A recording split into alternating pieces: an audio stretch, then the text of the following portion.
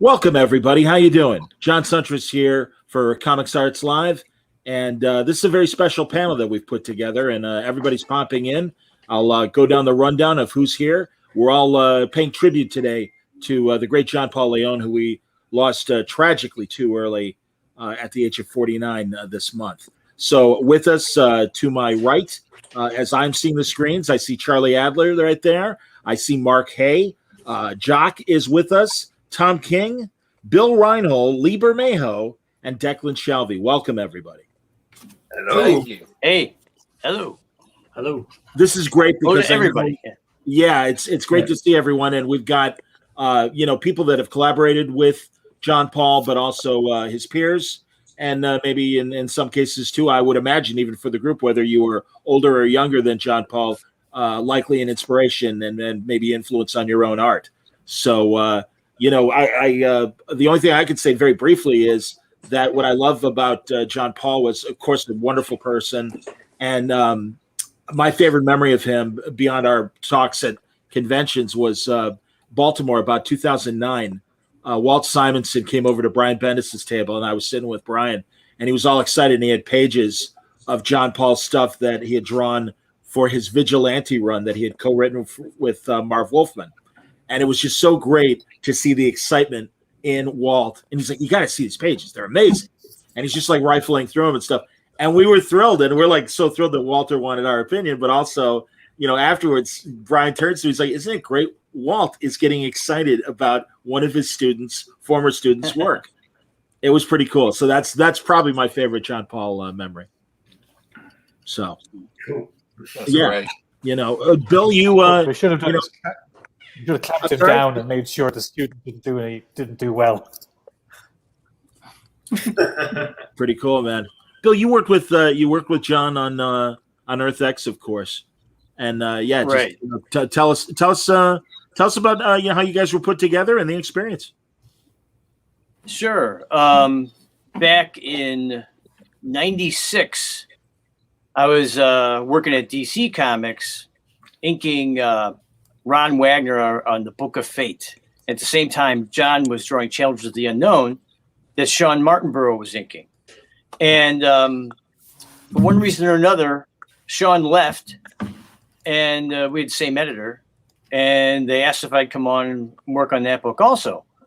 In fact, before we even did that, there was this little promo thing that DC sent out for the two books, Book of Fate and for Challenges of the Unknown. And they had me ink it. And that was the first time I'd really seen his pencils or anything like that. And that's when we first talked. And so that was our introduction to working with each other. And then it was after that Sean left and I came in doing the book. And so as I'm working with him for a number of issues, I was at that time living near Alex Ross. I lived in Evanston, Illinois. He lived in Wilmette. And I was always going to his house and showing him my work and vice versa. And so I was bringing this stuff over of John Paul's. I don't know that he'd seen the work. I think maybe not, but I'm not positive. So he really liked it. And he's said in the past, Alex has said in the past that if he did pencil, it would have been something like that kind of work in the style wise. And so when Earth X was created, Alex we'd gone out to lunch and he started laying out what Earth X is. And my eyes were rolling in the back of my head because I couldn't even take it all in. But he basically said, I want you or John and you to do the book. And I said, sure. And we were both by that time, we were off doing other things anyways. And so that's how it started. So that's when we became, working on Earth X for next, couple years or so. That's awesome. Yeah, that's some of John's early pencils on the book. And yeah, go on. Anyway, so my time of knowing John really was, for an intense period of those few years from 96 to 2000, getting to know each other.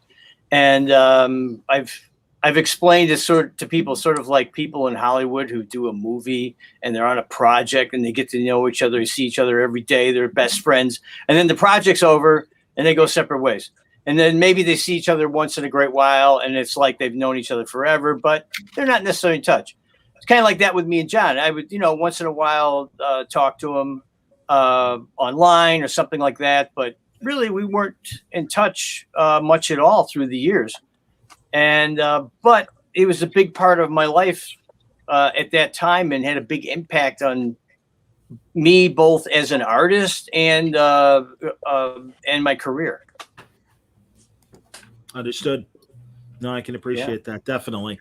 And Tom, really, you obviously have been in recent collaboration with John, working on the Batman Catwoman annual. And and also, of course, I mean, your history goes back to when he was doing covers for you on Sheriff of Babylon too. Yeah, John. I should say up front, I worked with him on 3 projects, which I love: Black Death in America, Sheriff of Babylon, and Batcat. And I never talked to the guy. Like I can just I'm more of a fan than a friend. I just don't want to claim that I knew him in some way. Same here. I feel like a bit of a fraud here. Yeah, he was such a professional's professional. Like literally, like I sent him a script. He'd be like, "Cool script." He'd send in art. I'd be like, "Perfect art," and that was like how we communicated. There was no notes. There was no. There was nothing. I remember I met him for the first time, New York Comic Con. I don't know, 2014 or something. And I'd obviously known his work, but his name was Jean-Paul Leon. He drew this very European, beautiful style. I was shocked he didn't have an accent. Like I didn't like that. He wasn't like pretentious. He was like this, down there Texas kid. Like it didn't. It was very so. Like I can't claim. I can just claim talk about what it was like to work with him and just and the approach to his art. And I could I don't know, tell some stories about. I mean, like this dude was so casual. We Black Death in America, the first thing we did together, it got nominated for an Eisner. It was my first Eisner.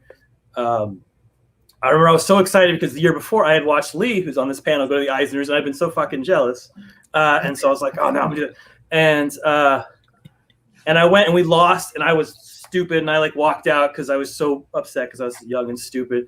And I like texted him like, we lost. These motherfuckers don't understand anything. And he's just like, oh, bummer. That was it. It was like he was just I got another deadline. He didn't give it another thought. He was a man of, at least in like artistic interaction, there wasn't much artistic interaction. He just got the job done and did it fantastically beautifully. So I mean, as a writer, as a guy who doesn't know art, I always thought he was cheating. So when I first met him, I was amazed to see his original art looked exactly like the art he was sent in, because I assumed he was doing all sorts of Photoshop stuff. And so that was always my revelation with him, was that like this was actually coming out of his pen and pencil. And I bought a Sheriff cover, which I still have on my wall. I mean, he was just a genius, and he was working till his last day, and it gets in your throat, right? He was in the hospital, still emailing us about Batcat deadlines. He was honest. He was saying, I don't think I'm gonna make this deadline. He was like feeling guilty. We're like, you're in the fucking hospital, dude. Relax, and the pages he was turning, which I'm sure will eventually, we're gonna turn Batcat into a whole big John Paul Leon tribute. But they were still beautiful. So yeah. That's amazing. And guys, please, as artists, speak to this, as Tom said, the fact that John Paul's art was so realistic looking, and he really almost had this kind of documentarian style. That's what it felt like to me. And even reading art interviews with him, he seemed to gravitate more to the realism of the subject, even with superheroes. And I mean, in the best way, really made you kind of believe the images that he was creating. So yeah, jump ball. Anyone talking about? I would say in a way that's very true, but like his technique was so like guttural, like it's not ridiculously refined. There's thick blocky lines, and then there's kind of very light swashes, like whatever would maybe deaden work that's maybe might be photo referenced. He to me, and I'm again speaking as a fan, I just felt like the way he inked his work just removed any of that kind of staleness. And it always felt like, like a piece like that. He knows how to draw a jacket, but the way he chooses to kind of render it, I think, is always makes the work far more, I don't know, it just grabs you by the throat, I think. Yeah, if I could speak to that, when I first started to work with him on that promo book, I inked him the way I kind of ink myself, other people sometimes, but mostly towards my own style, I guess. And so I was throwing in dry brush and textures and all kinds of stuff, which you do see in his work. But in general, at that time, his work, he was keeping it much, like you say, these really strong strokes, and all the blacks would meet, and not a lot of breaking up of things. So we had to have a talk before I was inking him regularly about that, the stuff to like pull back on and not overdo that kind of stuff, because he liked keeping it simple and not adding all those kind of textures that I tended to lean towards. If I can, I pulled up some artwork of his I've gotten over the years, and there's this great. I don't know if you can see it. So you see, there we go. Oh, cool. Hey. It's like a Black Widow page he did, but I was just looking at it, and you can see, where he's taken back out on the lip because he didn't like it, but I like the street sign. Where is it? Oh, on the other side. You can tell that's probably referenced somehow, but the way it's drawn, it's deliberately not legible, which, that's just a choice. I just think that kind of stuff. Yeah, it was great. Because I met him, he was well established by the time I ever met him, and I remember just having very slight conversations with him. I met him kind of by accident in a pub at my first New York Comic Con, and I was just talking to this very nice man, and somebody said, "Oh, you met JP?" And he's my favorite artist. So I was like, "You're JP, Leon?" And of course, I turned into a total fanboy. But I would say in like a 10-minute conversation I had with him, I learned more about drawing. Not like technique, but what you're trying to, the lines you're trying to put on the page, than I ever learned in like 4 years in art college. I cherish that conversation. It changed who I was as an artist, and I'm gonna stop talking now. Real quick, I forgot to show I'm wearing my John Paul shirt today. Oh, lovely. Where are you? There you are. Oh. All right. Very nice. So, Jock, I mean, I see a lot of similarities in your art and John Paul's and stuff. And, I don't know, as a contemporary, what did you think of what John Paul was putting out there? That's like the highest praise anyone could give me, John. So thanks. Well, I mean, to me, he was just like the best of us. All of his sensibilities to me are things that, as comic artists, you should strive for, and he had them in spades all the time. I remember I actually became aware of this stuff. Kind of, I just started on the Losers at Vertigo with my editor was Will Dennis, and Will was editing Wintermen at the time with Brett and JP and. So this I've come from obviously the UK, working at 2000 AD, and then I get this Vertigo job, and it's a big deal. You're very aware of where you're at, and you're very self-conscious, and you get that kind of DC Vertigo. The first time they send you the boards, and it was a very kind of very sort of concentrated time in what I was aware of as an artist and where I was trying to go, and I saw JP's work, and I remember even Will, my editor, saying to me at the time, like, "Yeah, this guy's like 100 steps ahead of everyone else." And I remember seeing it and just being kind of like, I don't want to say crestfallen because that's the wrong way of putting it. It was just like, oh my God, this guy is incredible, just absolutely incredible. The depth he puts into the environments, the scenery, the way he renders it, like Declan was saying, it's all so it's also smart, and it's also precise, and it's also deliberate, and you know, like all the best art. You're right, John. It does have a kind of, there's a real world element to it, and I think he probably uses reference, like I'm sure some of us do.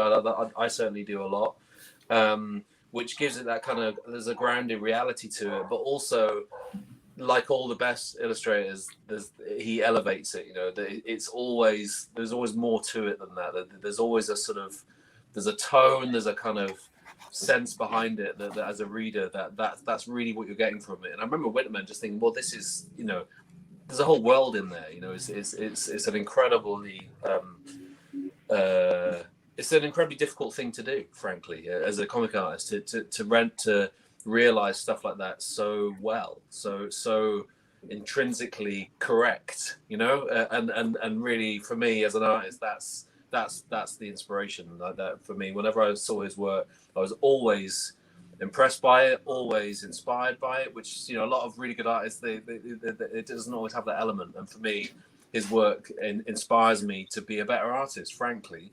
And isn't that the best thing that you can do, you know, as you know, as we walk through this life and we find things that we love, and isn't that a beautiful, lovely thing? And that's what he gave us, and that's really, I guess, why I'm here, you know.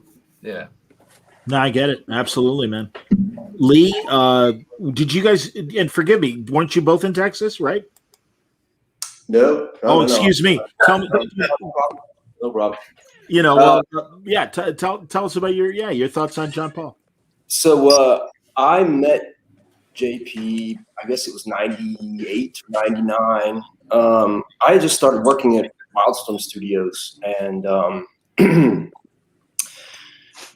it was like you know, this artistic orgasm the first time I saw John Paul's work. It was like I had come into the studio being like a very influenced by Aaron Weisenfeld and Michael Lopez and some of these other artists who were working at Wildstorm at the time, and then seeing John Paul's work was kind of like a beacon, you know. That same year at San Diego Con, he was there, and he was doing, I think, a Carl Malone comic book. It was entirely done in marker, and not many people have actually seen that stuff. I got photocopies somewhere around here. But, what was it again?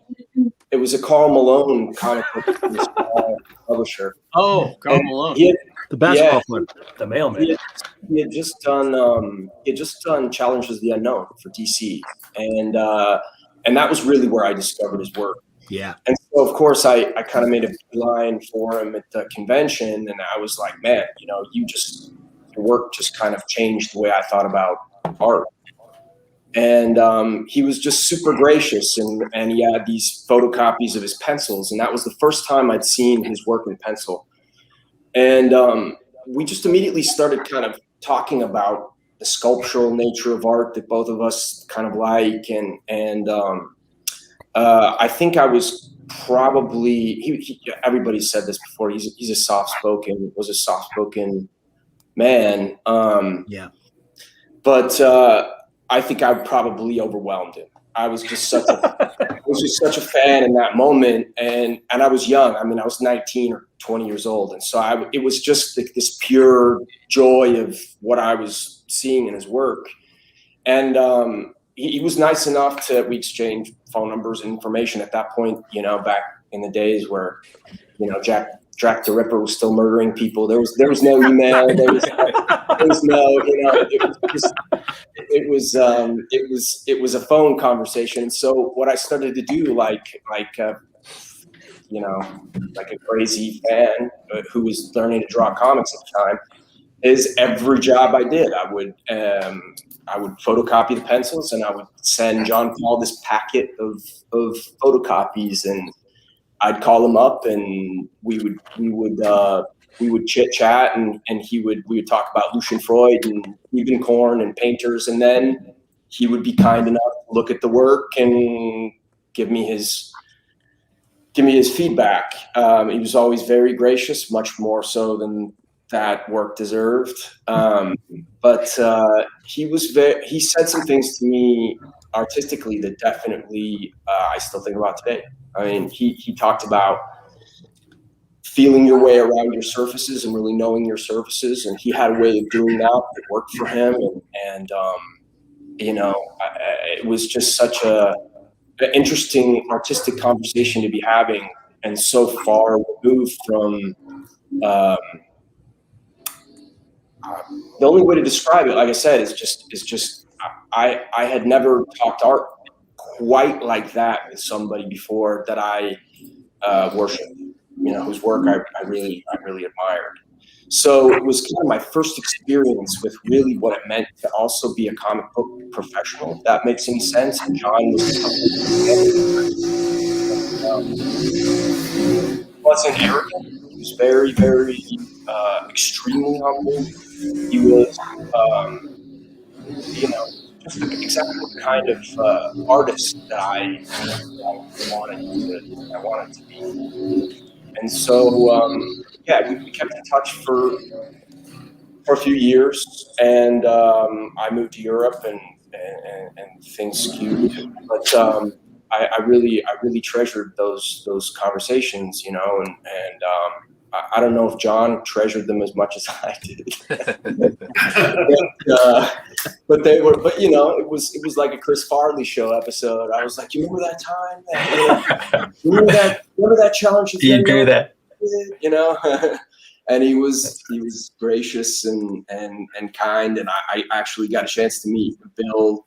You know, we talked a few times as well during that period in time, and it was an education, comic book education. That's amazing, man. That's very, very cool. Charlie, any thoughts? Well, I said real quick, and you said you were 19 or 20, Lee, and he was an old man, like in his early 20s. Yeah. Isn't that incredible? I didn't know. I mean, I knew he was young when he was doing Static, and in fact, you know, heard actually our producer Chad was telling me that he went to Walt Simonson, who was his teacher at the time when he got the Static job, and said, "Can I just turn in my pages for Static for you to grade and you know, see how I'm doing, because the deadlines are killing me, and you know, I only got so much time." And Walt's like, "Absolutely." And even years before that, when he was in high school, he was doing Dungeons and Dragons work. I mean, his samples still are famously the greatest samples ever. Like like people talk about them like they're mythological texts. I mean, it's just like they're those kind of sample pages that I think it was a Superman and Fireman story or something like that. But it was like one of those things where. Yeah, it was. You know, he was the real deal. Superman, or no, that's Green Lantern. Excuse me. With what Lee's saying there, like it's very similar experience I had. I had a weird thing because like I was such a fan of his, and I was lucky to talk to him. I kind of backed away. I do this weird thing with artists who I really like. I don't really talk to them. That's why I talk to Jock all the time. But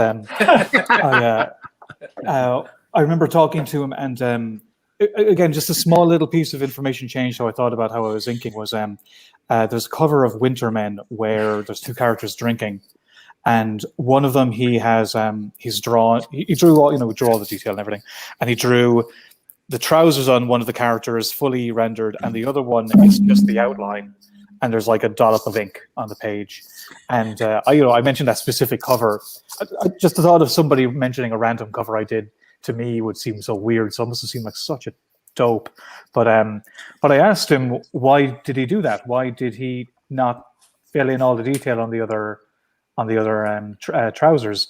And he told me that he was going to, that he inked the outline of the trousers and shoes, and he was going to start rendering it, but there was like too much ink on the brush, and it spilled and got on the page. And first he was going to go, "Oh no, I've got to fix it," but he stopped and he looked at it and realized that it was more interesting that way. And I swear that just changed everything about how I was inking. You know, instead of trying to make everything perfect and refined, that like, you know, the mark making itself affects how you're drawing it, and it just I can see a clear change in how I drew before that conversation and after. And it's such it's like Lee was saying, like the conversations about art were more informative. I mean, the reason I bought some of his pages was because I wanted to learn. It's a great way to learn if you're an artist, is to really look at original pages. But understanding the thinking behind it is something. I mean, you can't do that in college. Nobody can really teach you that. Excellent. Very, very cool. So, yeah, gentlemen, Charlie, Mark, any, please chime in. Yeah, well, it's hard to believe that, he's passed away and I'm older than he is. And, That's how I felt. Yeah.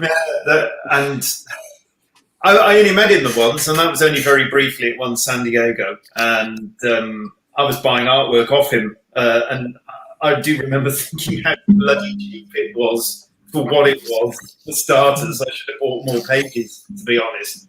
But yeah, I just think, at my age, I was scrabbling around in the mud and the basement of comic art where he was ascending to the sky at, sort of in our, perhaps early 30s or something like that.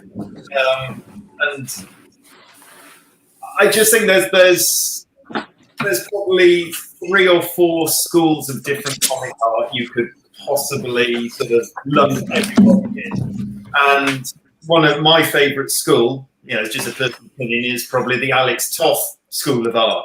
And, JP certainly is at the highest point of that sort of school, which is, if you can draw a story in 1 mark, why bother telling it in 20? And that's always been my sort of adage, to try and achieve exactly what JP achieved in his artwork, that ability just to draw, just to tell a story in 1 beautiful line, and, I still can't do that. And yet he managed to achieve that. And you say, right, he sort of came out, he's one of those rare artists that came out fully formed and just got better from that.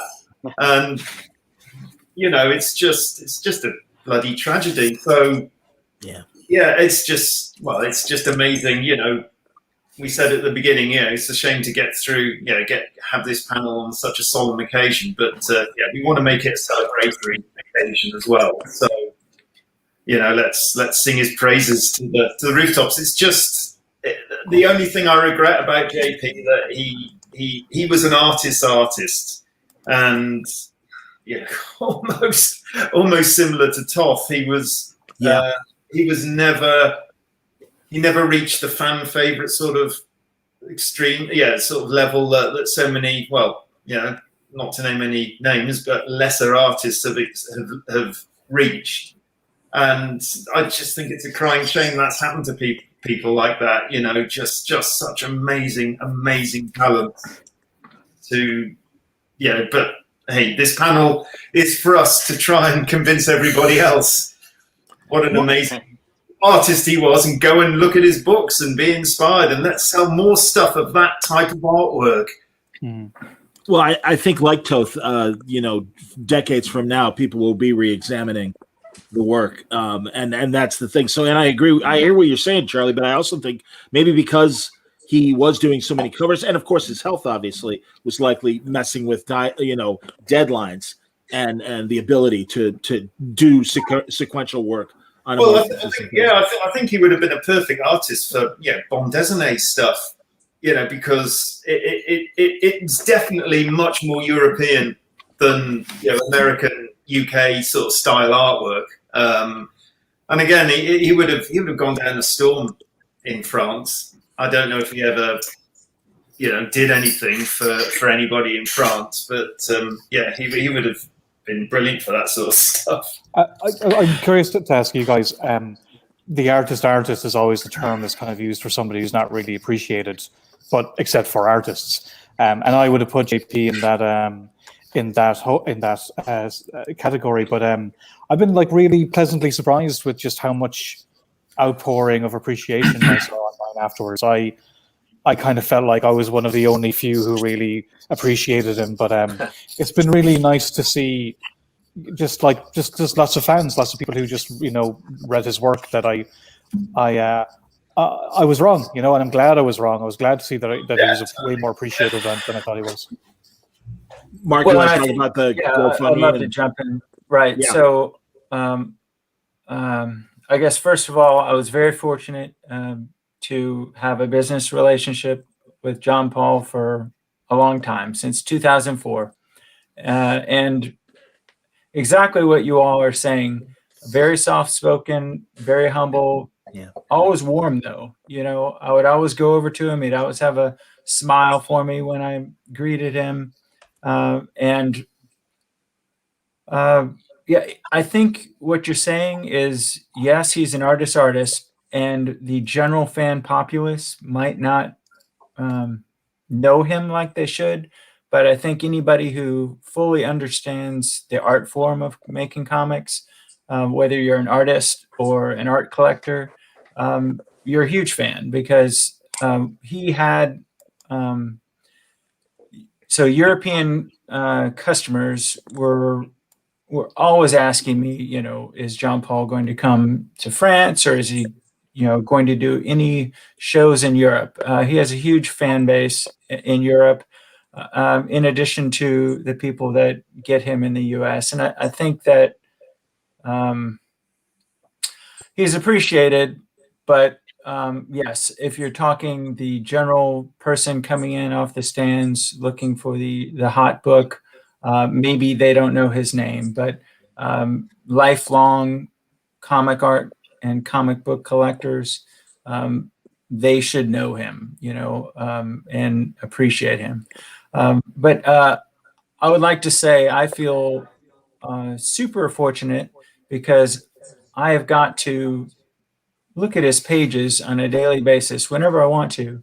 And what always struck me was his backgrounds and all the details. Yes. Sometimes minimal, and sometimes I would look at a chain link fence that he would draw, and it's mesmerizing, and the buildings that he would draw. I love the way he did it. Thin lines, fat lines, to bring your eyes the way he wants you to look at them. I mean, I have a page here. I know you guys have some graphics. Because I was going to pop up somewhere. Go on. There you go. So look at this panel here, right? Yeah. This is all hand drawn. Wow. It's all hand drawn. Okay. It's just a talking heads page, but he's how many pieces of artwork, how many little masterpieces has he made inside of just one panel, Wow. and telling their own little stories. And there's my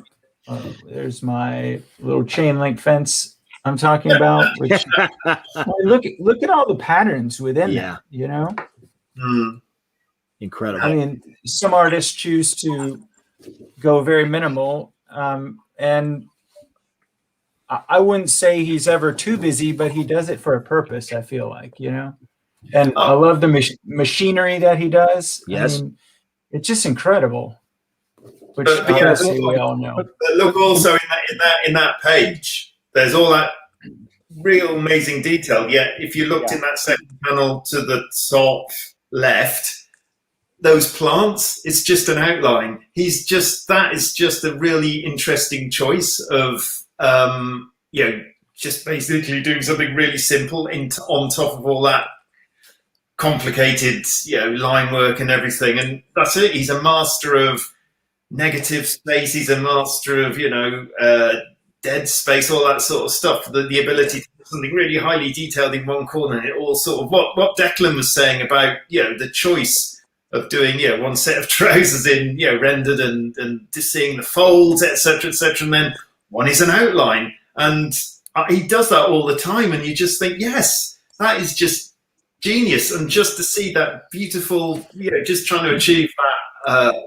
Look at the marks down the side of that character's face. The on the other side, the guy with the guy and the girl. Yeah. It doesn't need anything more than that. And there's just that little chick for his cheekbones. Look at the building. That is just what you want to aspire to. Just to do it that simply, you go, "Yep, that's it. I'm out of here." But if you look at the buildings, it looks like I think you can tell he ruled all the planes. He's ruled all the lines, the crisscross lines for the windows, and chose to black them out. That's that's not him skimping. Whereas like the top panel, he drew there's negative space around the character. If it was me, if I was honest, I'd probably black out all the stuff around all that stuff at the other side of the door. But no, he put all that detail in. Like again, he's making decisions, he's drawing, which is always like so exciting to see. And like I say, you can tell, especially panels 1 and 4, you can tell obviously he's used photo ref for it, but like you were saying, he's chosen to draw it in a way that is him rather than just copying something from a photograph or whatever. Yeah, he informs his drawing with reference. He doesn't draw photographs, which I think is a big, it's when I remember when I first started using reference, it took me to a point where I realized I'm drawing this photo. I'm not like, and a photo isn't a drawing. Whereas I think what JP is so good at doing is everything feels so real because it's so informed by the reference. But I never feel like he's drawing a photograph. No, exactly. I wanted to say something about his detail. When he was drawing Earth X, there'd be some incredibly detailed scenes sometimes, like a double page or something. And even though there'd be, hundreds of characters and all kinds of machinery or whatever it might be, he would simplify all the elements within it. So you might have, 50 small characters, but each character is just made up of maybe just a few shadows, as opposed to a lot of outline and a lot of, detail like that. So he could take many elements that are all simplified, overlay them on top of each other, and it would still come across as extremely detailed, but simplified at the same time. Because it's obviously easy to over-render anything. So, yeah. There's something in this art, and I mean this in the nicest way. It's off-putting, like it's in minor key. Like when you say that he's in the Toth school, like I think people who come traditional to comics are like, okay, John Buscema to Jim Lee, like that's what we expect to see when we kind of open a comic book. And he drew in this style that was kind of, it made you feel uncomfortable a little bit when you looked at it. Like there's something in it. He also got real quick, I'll say he also early in his career got super excited about Jorge Safino. He had a big influence on him at one time. So, I think that's a brilliant musical analogy, Lee, because all my favourite songs and music all tend to be in a minor key, and some, like you say, you referenced certain artists there who just, who draw. And this is no criticism. This is just, how some people draw. Some people draw in a major key, and they tend to be like all great pop songs, for instance. All the most big popular songs tend to be in a major key. So it is a minor key, is a more selective, more, I don't know, more, I won't say, I don't know, it's hard to describe, but a more unique way of getting into something, definitely. Mark, it's great that you're doing this. That you're showing us the art like this. Yeah. So I'm going to have a competition with Mark because I got a lot of stuff. I know he'll win because he'll have more art. But I have this. Please. I think a Black Book with a splash page. I love here. Sorry, because I got it framed. I love this character here, but like look at these guys. I love it's just the outline of the drawing. He didn't. Yeah. It's just again and then here this guy, he's got a kind of a pencil tone going through it, which I don't know how that's scanned in the final, but I love. I look at the helicopter too. Like it's deliberately what he hasn't drawn is as important as what he has drawn. Sure.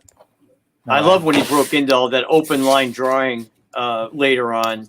I thought that really added a lot to his work. More stuff. That's great, man. What page is that from, Mark? This is further adventures of Cyclops and Phoenix. Oh, cool.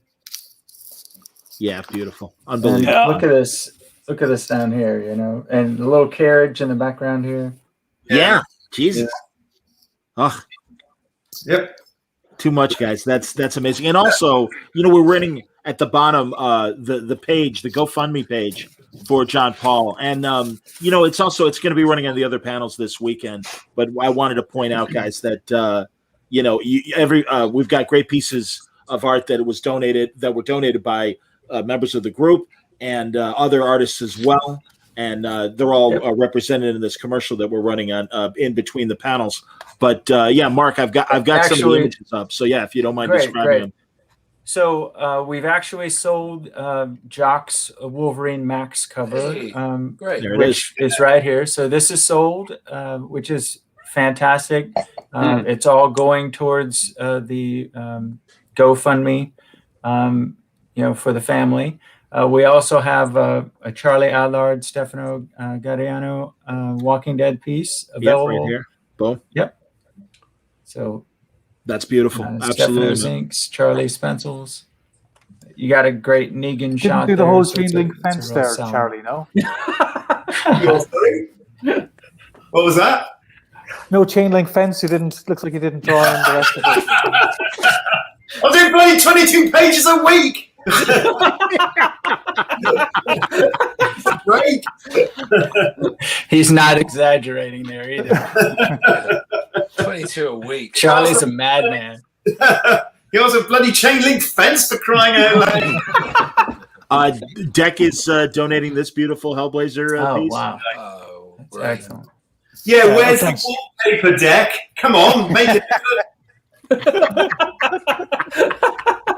It's a bloody cover. I like that. I donated something. JP did these amazing Hellblazer covers. They wrapped up like last year or this year. Yeah. I think. And I chose. I'm going to show you what I can't do by providing that one. I'm not part of the group of the fundraising there with the art, but I on my Comic Art Fans page, I put up this one to donate to the fundraiser. This is from my Van Helsing versus Jack the Ripper book I did. It was a French book, and wow, very nice. That's great, Bill. Yeah. So I got that up. I'll probably put a couple other things up too. Right, and that's at Bill's Comic Art Fans page, and then also Dex is at the Cadence booth that Comic Art Fans is represented by. So I just wanted to get that info out, and also, folks, when Tommy Lee Edwards and Bernard Chang set up that GoFundMe page, it's there for a memorial fund, and certainly sadly, as adults, we all know that when someone passes, there are estate costs and everything, and getting everything transferred over to the survivors. But also, I know he has at least one child that's prepping for college. 17-year-old daughter. Yeah. Yeah, and that's terrific. And we all know how expensive college is these days. So anything you can donate beyond purchasing the art, that's why we're rolling the GoFundMe URL at the bottom there. And your help would really mean a lot, because again, this is a guy that. God, it's only been a year or so since we lost Darwin Cook and so many of the great talents that we've lost recently. John Paul stuff is going to be out there for decades, and it really is giving us a lifetime of enjoyment with the art he produced in his short life. And the least we can do is say thank you by making sure that his daughter is going to be okay. Yeah. There's several pieces that are available in the splash page booth on the Comic Art Live, Comic Art Fans website, and there's different price levels. So not everything is going to be at the cover level. There's a signed print by Darwin Cook that I had that I put up for sale. There's also an original by let's see, I believe I put a Linil Yu Wolverine. Okay, this is a Joker bust illustration by one of my Argentinian artists, Francisco Paronzini, and he didn't know John Paul at all, but he appreciated him just like you all, and so he'd never had contact with him or anything, but he wanted to contribute because he's such a big fan of John Paul's artwork. So that is available as well. There's the Linil Yu piece that I put in as well. Beautiful. So there's a handful of different pieces. I love this one too, man. This Cliff Chang. So Great. Nice. John Paul was referred to me from Cliff. I used to work with Cliff for years, and Cliff and John Paul are friends. And so I had that piece. I did an art book in 2007 where each artist that wanted to participate contributed 3 illustrations that they drew for the book. This is a print of one of the illustrations that Cliff did, and we did a handful of prints where he did remark drawings, original drawings on them. So there's a original Cliff Chang illustration of Green Arrow down at the bottom. And John Paul did 3 illustrations for that book. And one of them was a shadow illustration. And one of you guys owns it. One of my artists owns it. I can't remember who that is, but it was fantastic. I had several of my guys want to buy it after the fact because it's mind blowing. You know, the detail is fantastic. The way he did the foreground. I have copies still laying around. I should have had one available, but he did 3 totally different pieces, but they're all, of course, amazing. But the shadow piece stands out, and I had gotten asked by several of my guys that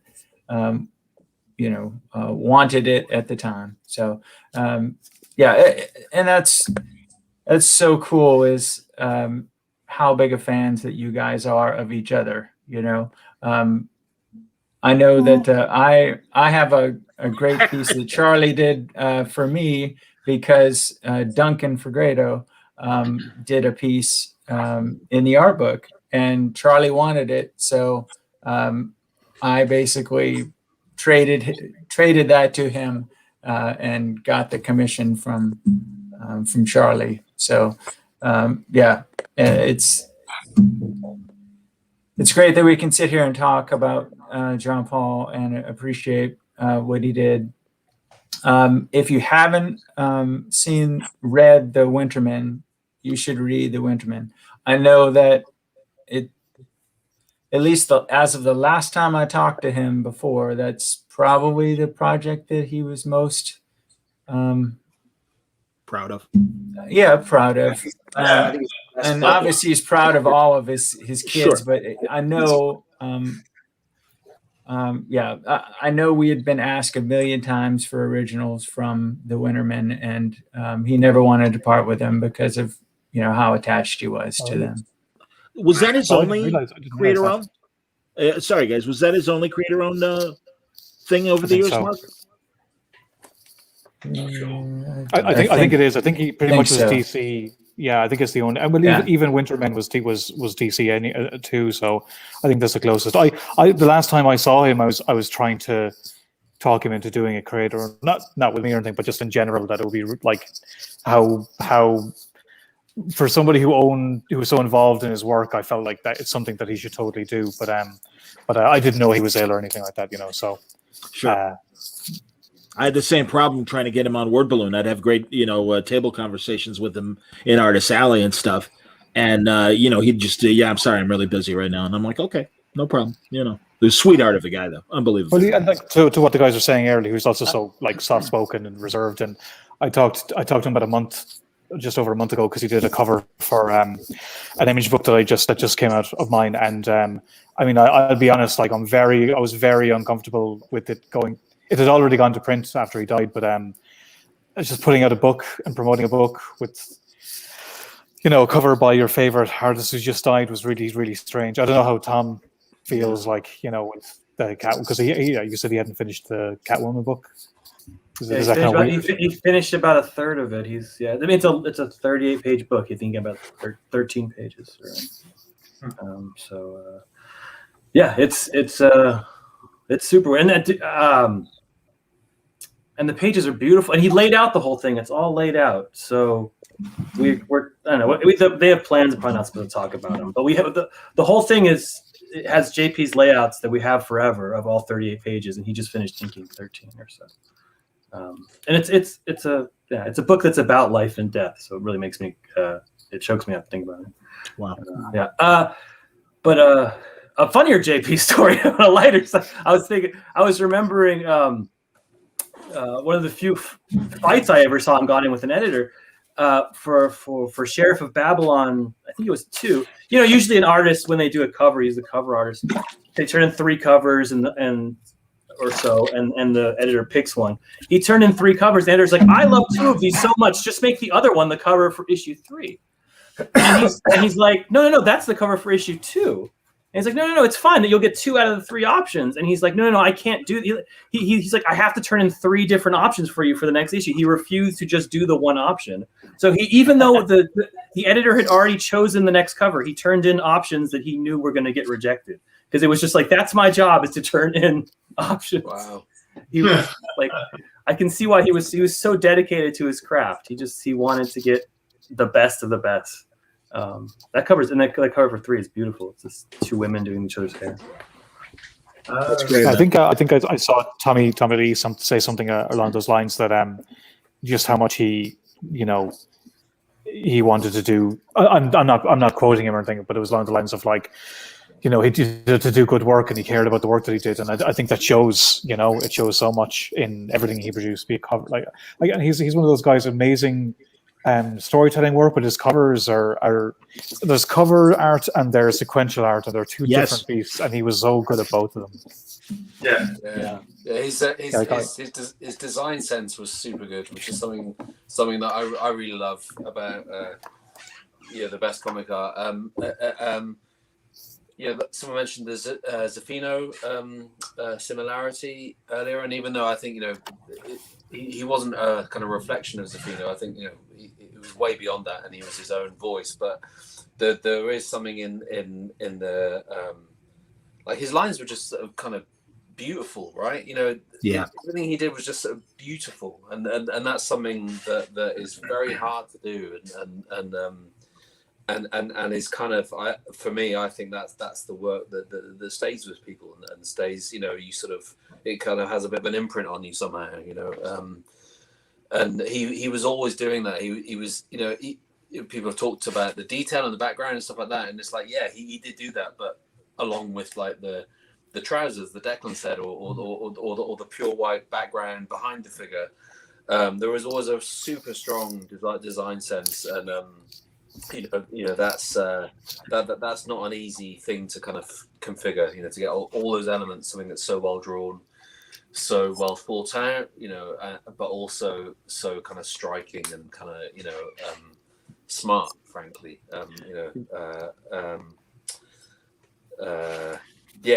Nothing. I think there's a weird contrast with his work in that.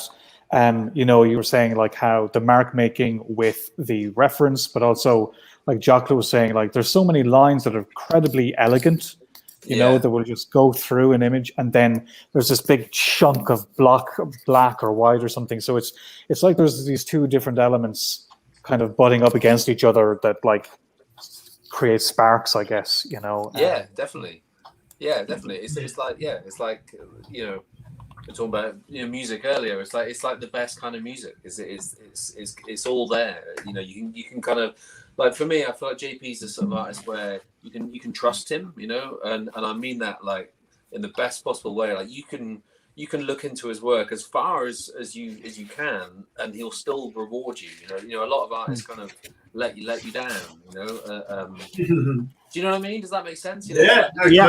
Right. It's good if somebody's even their rushed work looks great. I can give a good example of that with John. When we were doing Earth X, it would be hard deadlines with that, as opposed to nowadays where people will get a little more room for a limited series or something, or a chapter of something.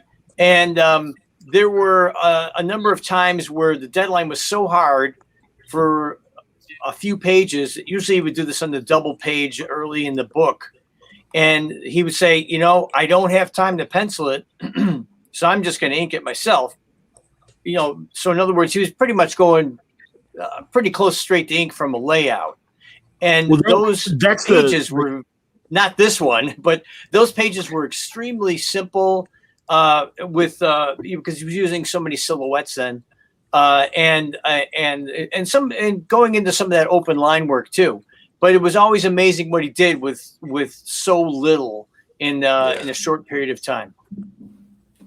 That's amazing, guys. We got to wrap up. Final, Lee. I feel like you haven't said anything in a while. Any final thoughts? And I don't mean to put you on the spot, but anybody with like the minute or so left, I want to remind everyone again the great pieces that everyone has donated to go to. In the case of these, are at the Splash Page Comic Art booth for the weekend. So let me chime in real fast. I checked my phone while you're showing other pieces, and right now we have requests for 4 of the pieces that we talked about.